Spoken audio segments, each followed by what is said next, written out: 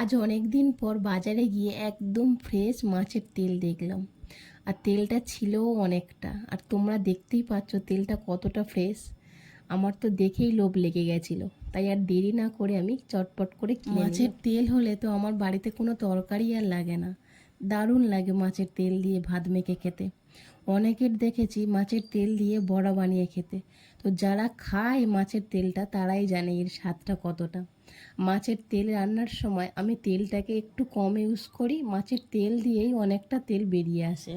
মাছের তেলটা নিয়ে প্রথমে তো ভাবলাম যে আদা রসুন পেঁয়াজ আর লঙ্কা একটু বেশি করে দিয়ে একদম শুধু রান্না করব। তারপরে দেখলাম যে বাড়িতে একটা বেগুনও ছিল, তাই বেগুন দিয়ে মাছের তেলটা বানিয়ে ফেললাম। তোমরাই দেখো মাছের তেলটা দিয়ে কতটা তেল বেরিয়েছে। এবার তোমরাই বলো তো যে এইটা দিয়ে এক থালা ভাত খাওয়া যাবে কিনা। আজকের ভিডিওটা এই পর্যন্তই, দেখা হচ্ছে আবার একটা নতুন ভিডিওর সাথে।